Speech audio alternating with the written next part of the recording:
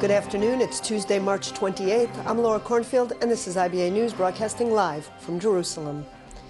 Prime Minister Benjamin Netanyahu lauded the strong ties between Israel and the United States, saying both countries will stand together, shoulder to shoulder, to ensure that light triumphs over darkness and hope over despair. The Prime Minister made the comments while addressing the annual conference of the American-Israeli Public Affairs Committee via satellite link yesterday. I want to thank Vice President Pence for his warm words for Israel last night. The administration is showing its commitment to Israel by turning those words into policies. You see that reflector, you see that expressed in Ambassador Haley standing up for what's right for Israel and the truth at the United Nations. You see it in the budget request submitted by President Trump. It leaves military aid to Israel fully funded, even as the fiscal belt is pulled tighter. And we appreciate that. In Israel, we're deeply grateful for the generous support of the President, the Congress, and the American people. We know, as you do, that this support is an investment in our common security and in our common future, because we confront the same enemies and we defend the same values: our open societies, our respect for the rule of law, and the many freedoms we rightly cherish. These are the things that bring Americans and Israelis together. And so does the pursuit of peace. Israel's hand and my hand is extended to all our neighbors in peace. We teach peace to our children, and it's time the Palestinian Authority do the same. It must stop teaching hatred to its children. It must stop paying terrorists. It must stop denying our legitimacy and our history. It must, above all, once and for all, recognize the Jewish state. It was Nikki Haley, the U.S. ambassador to the United Nations, who stole the show at the AIPAC conference by declaring there is a new sheriff in town. Haley told a captivated audience that she wears heels not because it's a fashion statement, but because if something goes wrong, we're going to kick them every single time. Were you surprised what you saw about the attitudes and discussions on the Middle East at the UN, and what could be done to change it? You know, I was confused. It was totally bizarre because in my first month, talking about the Middle East, there's a lot to talk about. And whether you're talking about Hezbollah or ISIS, all the issues in Syria, which is, a problem, that's what I expected us to talk about. I didn't expect an Israel bashing session. And literally listening to each member say the same thing over and over again, I knew they said it was bad, but until you hear it and you see it, you just can't comprehend how ridiculous it is. We have a lot of things to talk about. There are a lot of threats to peace and security, but you're not going to take our #1 Democratic friend in the Middle East and beat up on them. And I think what you're seeing is they're all backing up a little bit. The Israel bashing is not as loud. They didn't know exactly what I meant outside of giving the speech, so we showed them. So when they decided to try and put a Palestinian in one of the highest positions that had ever been given at the UN, we said no, and we had him booted out.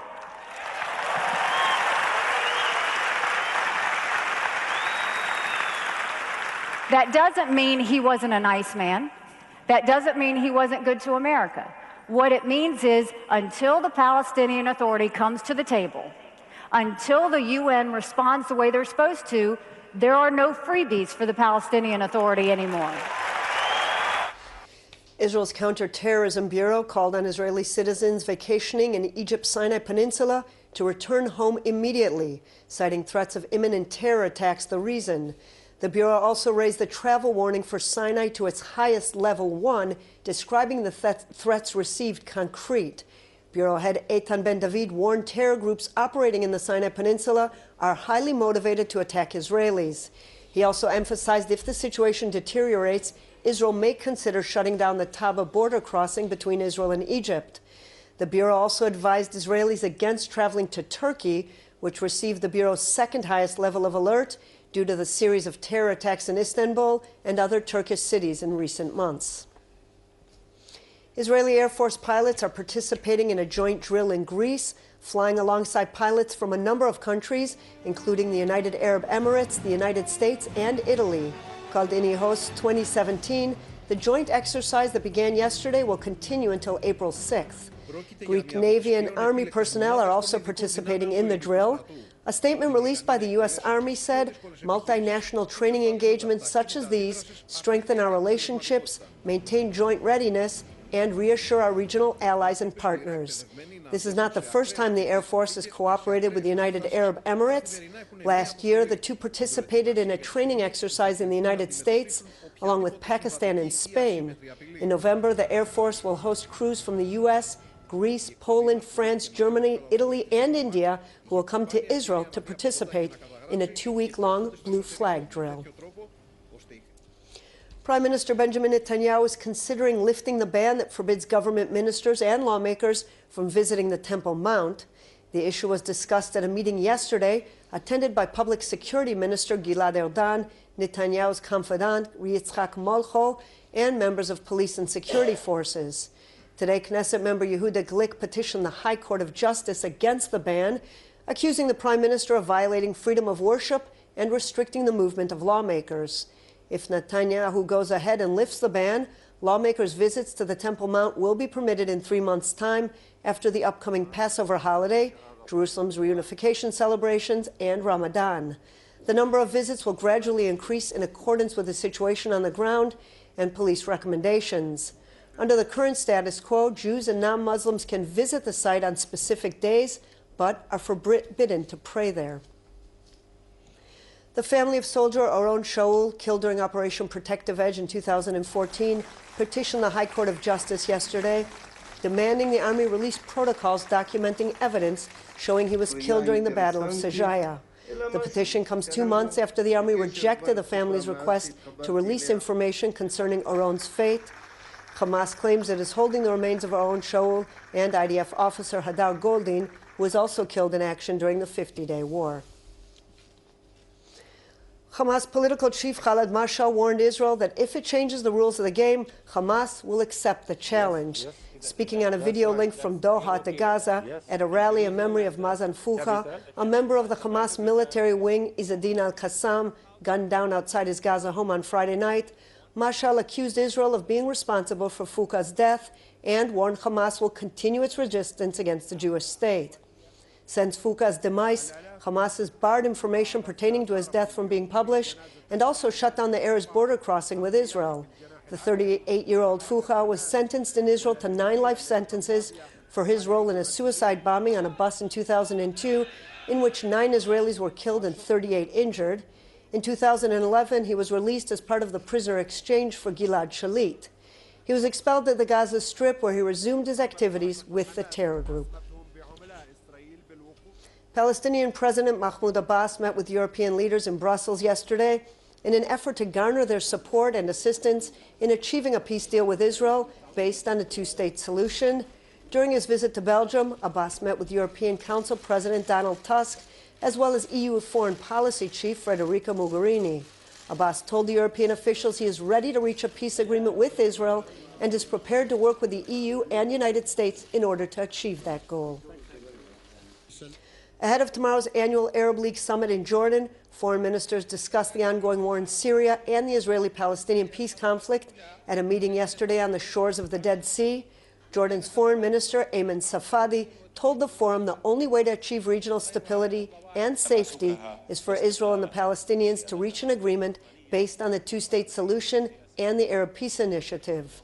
Arab League Secretary General Ahmed Abu Ghait called on member states to find a way to intervene and stop the bloodshed in Syria instead of leaving the situation to international parties to deal with the crisis in Syria as they see fit. In other labor protests, hundreds of workers of the Haifa Chemical Company took to the streets again today, this time blocking Azriel Junction, the main thoroughfare in Tel Aviv. The workers called on Prime Minister Benjamin Netanyahu to intervene after negotiations with the company's management reached an impasse. The workers are protesting plans to shut down the plant's ammonia tank, ordered by the court to take place on April the 1st. The workers are demanding a solution be found to prevent some 1,500 employees from being fired. It remains unclear if the Israel Broadcasting Authority will shut down at the end of April as planned in order to be replaced by the new broadcasting corporation known as Kan, or the Tagid in Hebrew. In any case, the new broadcasting corporation has already announced it has no intention of broadcasting English news on television. IBA's Ariel Sullivan spoke with Igal Palmor, spokesman for the Jewish Agency and former Foreign Ministry spokesman, who emphasized the importance of spreading Israel's message to the world. If your national language is not English, if you're France or Germany or Italy or Spain or Russia or China or Japan, you have an English news channel. Why? Because you are an important actor in the international arena. Israel may be much smaller than these countries, but it occupies a great place in the international arena. Maybe we don't like that, maybe we do. It's a state of affairs. And since we have so many interests in the international area, it is only self-evident that we should also have an English language news channel. If you ask me, I think we should have had a full 24 hours a day channel in English and another channel in French, Spanish, and maybe in Arabic, obviously, and in other languages, broadcasting to the whole world through satellite. Because we have a message. Everybody's busy with Israel. Everyone around the globe seems to have an opinion on Israel. Do they know anything about Israeli realities? They know nothing. Who would present them Israeli realities if not Israelis themselves on a specially dedicated channel which takes the time to go to any place that is of interest, to explain the facts, to give different views, and to let Israelis speak their mind, all minds. Obviously, I'm not talking about presenting just one view. But if you really want to present to the world the diversity of Israeli life and Israeli views on each and every question that may be of interest to the international community, then you need the time and place to do that. And there is no other platform than an English language news channel by Israeli TV. You kind of answered this, but what would be if ending the IBA English News, for example, what kind of blow would that be to the Israeli Hasbara? Who would fill the vacuum? Yeah, why not shoot ourselves in the foot all at once, you know? Why should we even speak and do Hasbara at all? Why bother talking to other people outside Israel, right? I mean, you could ask the same question. Look, if you really want to make your position known and understood, and even better, maybe promoted and supported by other countries and other people, then, well, you need to state your position. You need to speak your mind. You need to say what's on your mind. If you don't do that, if you just shut up and you know, close down and turn to yourself and ignore the international community, well, the international community will ignore you. And with the fate of IBA hanging in the balance, Channel One's flagship newscast in Hebrew, Mabat, will today broadcast a special report about the IBA English news team. You can catch that tonight at 8 o'clock on Channel 1. Over 1 million Israelis did something good today as part of the 11th annual Good Deeds Day, which was marked across the country. The now over decade-long project, which was initiated by businesswoman and philanthropist Sherry Arison, encourages people to volunteer and give back to the community. A record number of volunteers registered for today's activities, which included the cleaning up of forests and beaches, renovation and painting of welfare institutions and community gardens, and conducting fun days for underprivileged or special needs populations, as well as activities for the elderly and Holocaust survivors. Good Deeds has become a global endeavor, including some 70 countries worldwide.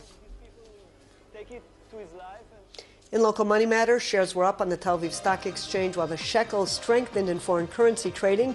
Here are the numbers.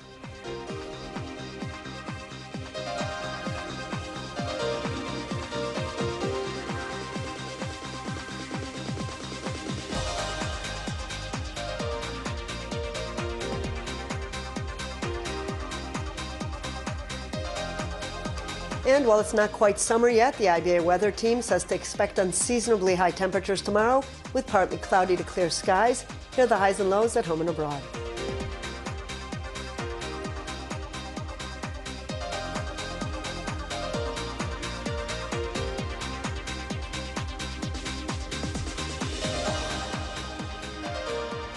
And that's all for this newscast. We'll be back here tomorrow, same time, same channel. We leave you now with a special clip performed by singer Marina Maximilian Blumen, celebrating Israel Television's 49 years of operation and featuring some of its best productions. I'm Laura Cornfield, wishing you a good evening and shalom from Jerusalem.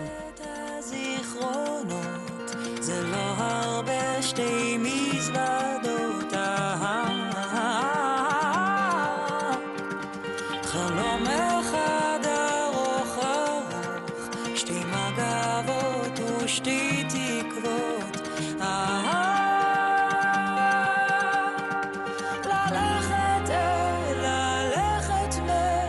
ללכת כי כולם הולכים, מה זה בעצם משנה אם בעצם הם בורחים.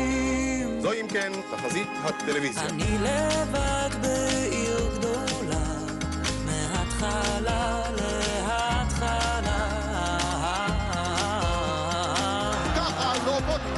אני לא יכול כבר לנמאס, בכל דבר נראה לי גסה.